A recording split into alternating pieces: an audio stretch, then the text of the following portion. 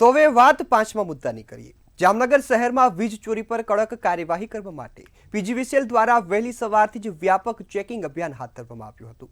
વીજ ચોરી પકડવાના ઉદ્દેશ્ય સાથે શહેરના મધ્ય તેમજ છેડાના વિસ્તારોમાં એકસાથે દરોડા પાડવામાં આવ્યા અને સમગ્ર શહેરમાં આ ઘટનાથી ચકચાર મચ્યો।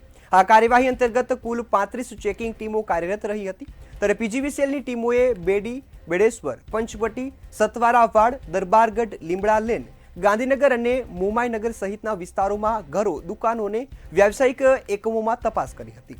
આ અભિયાનમાં વડોદરા અને રાજકોટની આવેલી વિજિલન્સની ટીમો પણ જોડાઈ હતી। સાથે જ સ્થાનિક પીજીવીસીએલના સ્ટાફ સાથે સંયુક્ત કામગીરી કરવામાં આવી છે। કોઈપણ પ્રકારની અનિચ્છનીય બનાવ ન બને તે માટે પોલીસ તેમજ એસઆરપીના જવાનોને પણ તહેનાત કરવામાં આવ્યા હતા। ઘણા સમય બાદ જામનગરમાં આટલા મોટા પાયે વીજ ચોરી સામે ચેકિંગ હાથ ધરવામાં આવ્યું, જેના કારણે વીજ ચોરોમાં ફફડાટ ફેલાયો છે। ત્યારે મહત્વનું છે કે સૌરાષ્ટ્ર વિસ્તારમાં જામનગર શહેરમાં ટ્રાન્સમિશન અને ડિસ્ટ્રીબ્યુશન લોસ સૌથી વધુ હોવાનું નોંધાયું છે, જેના પરથી અંદાજો લગાવી શકાય કે જામનગરમાં મોટા પ્રમાણમાં વીજ ચોરી છે તે કરવામાં આવે છે, જેને લઈને આ તપાસ છે તે હાથ ધરવામાં આવી છે અને પીજીવીસીએલની ટીમોએ સતત કામગીરી કરી છે। આગામી સમયમાં કયા પ્રકારની કાર્યવાહી કરવામાં આવી છે, કેટલા લોકો ઝડપાયા છે અને સાથે સાથે કેટલા પ્રમાણમાં વીજ ચોરી થતી હતી તે પણ સામે આવવાનું છે। આ સાથે હાલ તો વડોદરા અને રાજકોટની વિજિલન્સ ટીમો પણ સઘન તપાસમાં જોડાઈ હતી અને વધુ કાર્યવાહી થાય તેવી આશા હાલ સેવવામાં આવી રહી છે। ત્યારે આપણી સાથે નિમેશ સિમરિયા જોડાયા છે કે જેઓ સામાજિક આગેવાન છે। નિમેશભાઈ, ખાસ વીજ ચોરીનું હબ ગણાય એવું જે જામનગરથી દ્રશ્યો સામે આવ્યા, કારણ કે સૌથી વધુ અહીં વીજળીનો લોસ તંત્રને જોવા મળ્યો ને જે બાદ તપાસ કરવામાં આવી રહી છે, તો વીજ ચોરી બાબતે જામનગરની સ્થિતિને આપ કઈ રીતે જોઈ રહ્યા છો?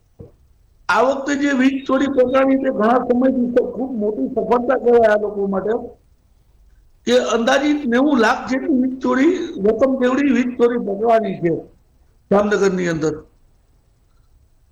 હાલો જી નિમેશભાઈ, ખાસ વાત એ છે કે સૌથી વધુ પીજીવીસીએલને નુકસાન થતો વિસ્તાર જામનગર, એટલે સૌરાષ્ટ્રમાં સૌથી વધુ ચોરી થતા હોવાનું અનુમાન છે। તો ક્યાંક ને ક્યાંક પીજીવીસીએલ નો પણ વાંક આ જામનગરની અંદર હોતો રહ્યો છે, કેમ કે જે જગ્યાએ વીજ ચોરી વર્ષોથી પકડાઈ રહી છે ત્યાં વીજ ચોરી શું કામ પકડાય છે? કેમ કે એની અંદર જે વાયર હોય છે તે ખુલ્લા રાખવામાં આવે છે, લોકો લંગરિયા નાખતા હોય છે। જો એક વિસ્તારની અંદર વીજ ચોરી આની પહેલા પણ પકડાણી હોય તો પીજીવીસીએલ દ્વારા તેમને વીજ ચોરી અટકાવવી જોઈએ, કેમ કે એથી જે વાયરિંગ કે જે હોય, જે લંગરિયા લોકો નાખતા હોય તેને દૂર કરવાના હોય, તેની જગ્યાએ ખાલી ચેકિંગ કરી અને જતા રહે છે। માની લો લાખોનો દંડ આપી દીધો, તો દંડ તો આપી દીધો પણ ફરી પાછી એની જગ્યાએ વીજ ચોરી થતી હોય તો ક્યાંક ને ક્યાંક વીજ ચોરીના નિયમ કડક બનાવવા જોઈએ।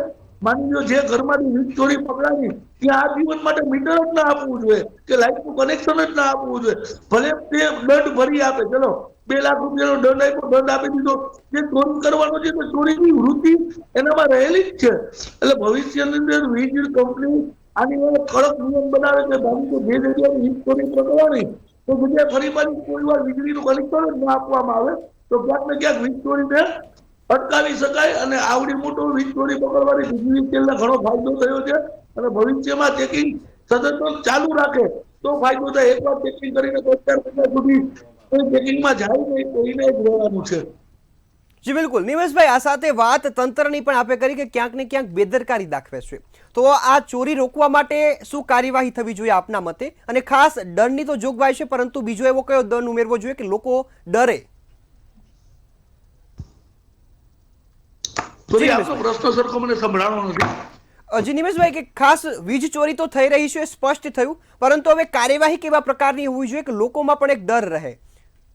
હા, કાર્યવાહી છે તો એ ગંભીર પ્રકારની કાર્ય હોવી જોઈએ, કેમ કે જેમથી કરીને માની લો વીજ ચોરી પકડાતી હોય તો એવી જગ્યાઓની અંદર ફરી પાછું એક વાર પાછું વીજળીનું કનેક્શન પણ ના આપવાનું થાય અને દંડ સહિત જે જોગવાઈ છે તેને વિરુદ્ધ કાર્યવાહી જે છે તો જેનો વાસ્તો તુરંત થવો જોઈએ આની અંદર।